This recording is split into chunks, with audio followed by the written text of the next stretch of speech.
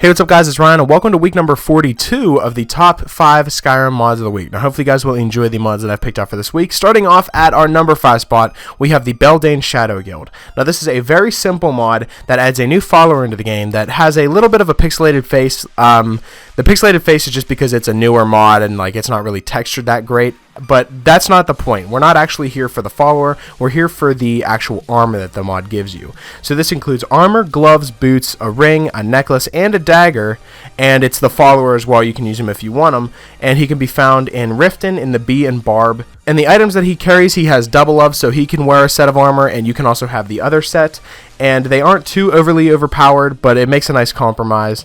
You have to activate the inventory of the follower to actually get the items itself. So once we take all of this armor, I'm going to be showcasing what it actually looks like. So let's cut to that. And yeah, here's what the armor looks like on our person. I'm going to be showing you guys the enchantments and what it does. And you guys can probably just pause the video and read what it does. But these enchantments are actually really good. They're actually worth a lot too. The armor that you actually get is worth a ton of money, so you can either sell it or you can keep it. I recommend keeping it because none of the merchants are going to be able to pay you $51,000 for this, so it's worth a lot. But you'll be able to actually wear this armor, and it's really good armor. And as you can see, I'm showing you the enchantments right now, and it looks really cool. And it also comes with dual daggers that you can use, which I think is really awesome. I like having dual weapons, though I don't use it very often. I do think it looks very awesome, and that is why it comes in at our number 5 spot, so I'd recommend giving this mod a try.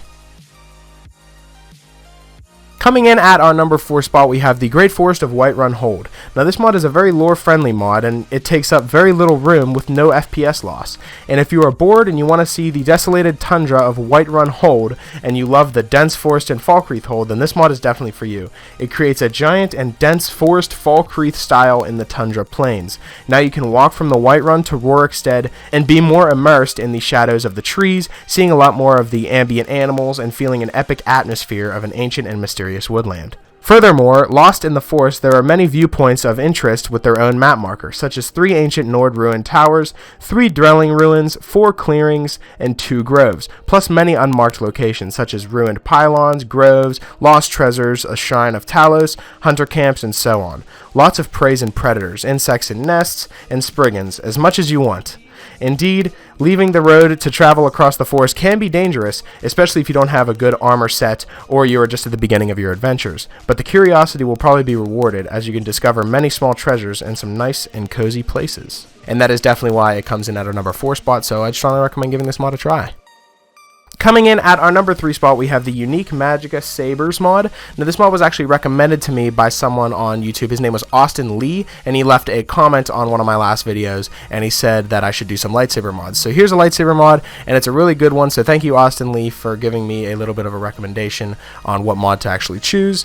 And the unique Magika Sabers mod, there's blue, cyan, green, orange, red, pink, violet, white, and yellow lightsabers that you can use and be equipped and craft in the game. There are also one-sided and two-sided, along with one-handed and two-handed lightsabers as well, and along with these you can craft powerful, unique lightsabers which belong to the Jedi and Sith of the Star Wars series.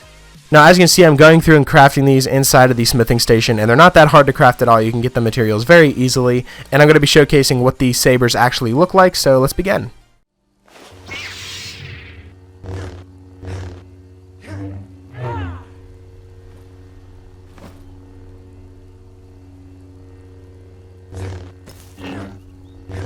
So as you can see, a lot of these look amazing, and I really love the effect where if you block while using a lightsaber, you get a dispel shield on you. So if anyone casts any spells or tries to like put forth any damage towards you, it'll reflect it right back, and I think that is really awesome. And you can use your unrelenting force as like a force push if you really want to get into like a Star Wars type of roleplay. So I think that's a really cool and awesome feature that they added into the lightsaber mod, and that is why it comes in at our number 3 spot, so I'd strongly recommend downloading it.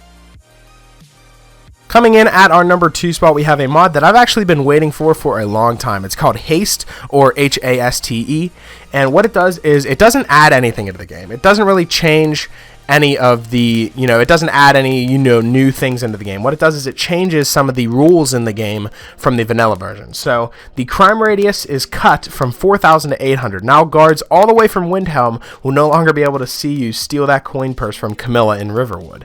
Animals will no longer report crimes, It removes the Skyrim sidestep. It removes the stupid spinning dance people do before dying. Like, who dies like that? That's what it even says on the mod page. Who dies like that? No one does. And when you legendary a skill, it'll now be reset to 30 rather than 15.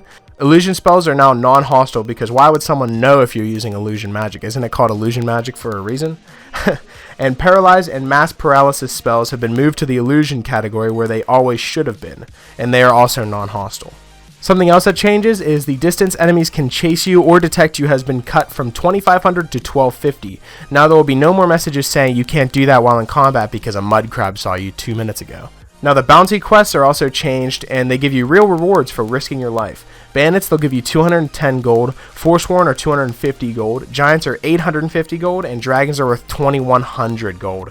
So there's a lot more, motivation on actually going out and killing these things and actually taking care of these areas. And torches now have a larger area of illumination because, the torches before weren't actually that good at all.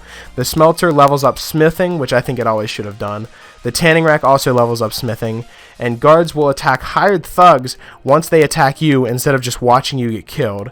And all the NPCs will now blink, which I think is a really cool addition. I didn't know how they did that, but now all the NPCs in the game will actually blink, and NPCs will no longer randomly greet you, and they will start to chatter with each other, and enemies will still taunt. This means that whenever you're walking through Whiterun, not everyone on the street is going to be telling you their life story, because I always thought that was a little annoying, how they always thought that you wanted to talk to them, or like something like that, and they would always tell you their life story, and stuff like that, just because you walked past them. I thought that was a little absurd. Another thing that it changed is NPCs will now walk at your pace when leading you somewhere, so no more stopping and starting every time they decide to talk, and followers now have a much greater distance if you bump into them, aka they will no longer keep you trapped in a hallway or a small room, which is one of the biggest problems with followers, is whenever you walk into a room and they'll just stand in the doorway and won't move, and you're just stuck there for a little bit.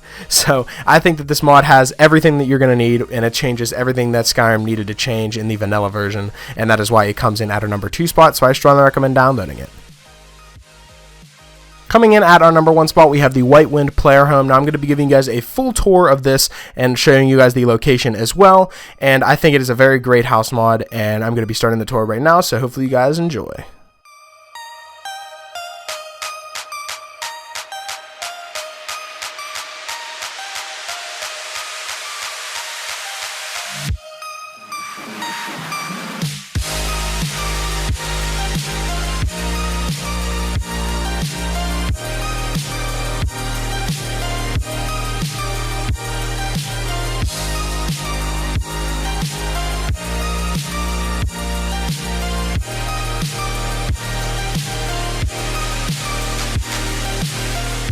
Night is cold, but your heart's colder.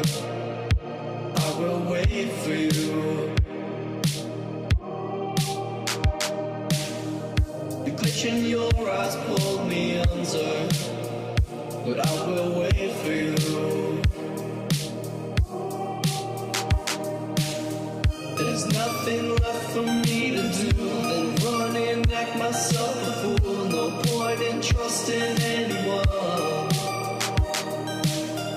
Your eyes of diamonds keep me up. Never thought that it could be this rough. No point in trusting anyone.